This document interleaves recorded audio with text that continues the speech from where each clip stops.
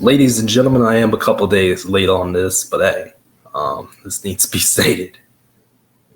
Two repeat champions in hockey, the Florida Panthers defeat the Edmonton Oilers in 6 games to win their second straight Stanley Cup. Sam Bennett, of course, being the MVP. I mean, that Florida team was just on a heater for most of the series now. I want to talk about, some of the individual games in a second. And in the PWHL, the Minnesota Frost have beaten the Ottawa Charge. They beat them last month in 4 games to win their second straight Walter Cup, with Wynn Phillips of Ottawa being the MVP. The PWHL expansion draft has taken place, by the way. So, so Seattle and Vancouver have picked a bunch of players and stuff like that. And should be interesting. Why don't we start with the finals that just was completed? Now, 3 of the first 4 games went to overtime in the Stanley Cup final. Edmonton won the first game. And you thought, Florida was going to run away with it after, winning 5-4 game 2 and then absolutely beating the brakes off of Edmonton in game 3, 6-1. Then Edmonton said, we're going to make this a series, and decided to, have a third overtime game in 4 games, with it being 5-4 in game 4. And in the last 2 games of the series, Florida was just too physical, too much of Panthers. Just absolute blowouts in every single one of those games. Now, the only guy that really showed up for Edmonton was Leon Draisaitl, who had like multiple goals.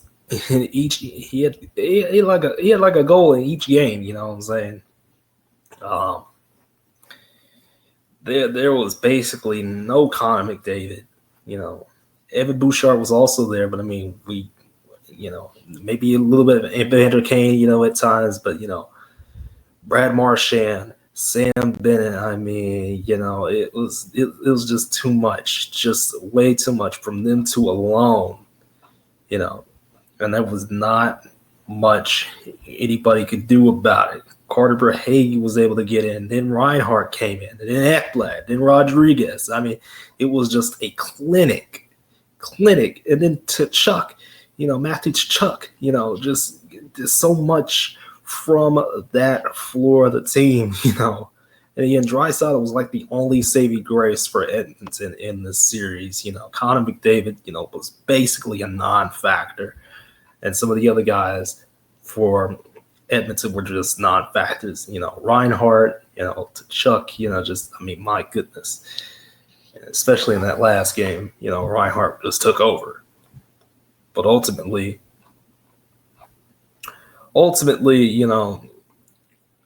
it was just too much. Bobrovsky, when he was on a heater,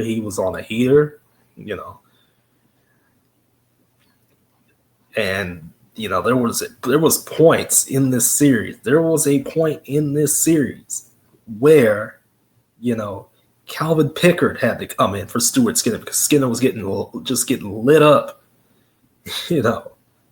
So the fact that Edmonton yet again could not beat Florida, and the fact that, Edmonton, again extends the Canadian drought, it's just really funny.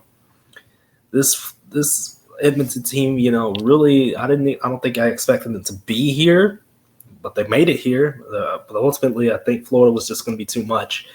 Again, Dallas, Peter DeBoer got canned. I thought it was going to be Dallas, Florida in the finals. I thought, that would be the best matchup. But, Dallas got wrecked by, my injuries and nonsense, mostly nonsense. But there were some injuries too, And, TNT was able to, get the finals this year, and they did a good job. They did a good job. A lot of people were like, oh, well, the ratings and then this and that. And it's like, who cares about all that? What we do care about is the games that happen in those 6 games. Ultimately, at least the first 4 were very competitive. Well, 3 of the first 4 anyway were very competitive.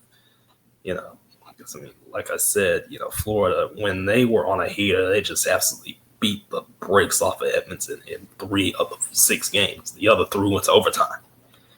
In the PWHL finals, on the other hand, my goodness, all 4 games went to overtime.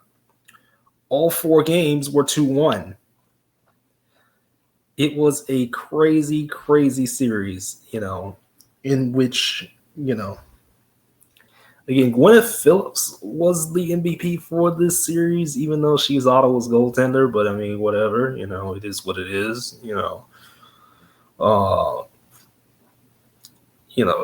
A lot of people still don't like Britta Curl, but, I mean, Britta Curl made things happen, in the overtime in game 2, with 2 big goals. And, I mean, Katie Noel, won it for Minnesota in the 3rd overtime, and then the 3rd overtime game, and then Liz Shepherd's in the 4th game, won it all for Minnesota. And I mean, it was really a series that was just physical all the way through. It could have went 5. It ultimately didn't go 5, but it is what it is. And I got to tell you, PWHL has the momentum yet again. Seattle and Vancouver are on their way for 2026. It's going to be beautiful. Megan Turner is the head coach for Seattle, or rather the GM, excuse me, not the head coach, excuse my language. And then Kara Gardner-Morey is the GM for Vancouver. And, there have been some interesting signings so far. Sarah Nurse is on Vancouver, Claire Thompson, Hannah Miller being, the big ones for Vancouver. And, they're Seattle, a little bit less of a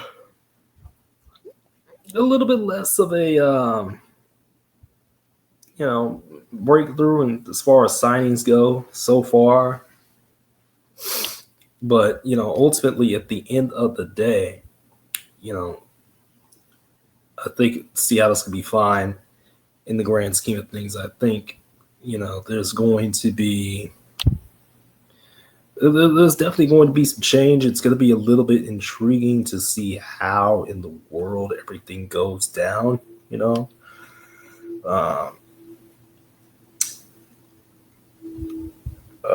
what was I going to say? I forgot already. I don't know. But, Seattle so far, I think, they'll be fine. They'll be fine. There's nothing crazy that's going to happen. At least I don't think there is. I don't think there's going to be nothing crazy happening. But who knows? I could be wrong. I could be completely wrong,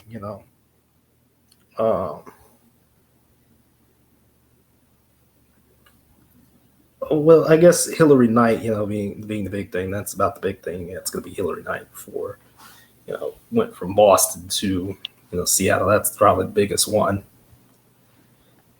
But yeah, the PWHL, again, going to OT in all 4 games was just, this is how you do it right there. That is how you build some momentum. What I would like to see for the PWHL next year. Yes, I agree. YouTube is probably one of the best places to be, 4 games. But ultimately, I would like to see somebody pick something up. I would like to see, hint, Scripps, CW, please, I'm begging you.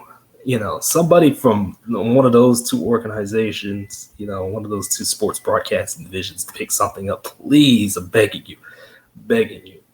The trap that is like Nesson and Victory Sports and stuff like that, and all those regional networks, I don't want to see that.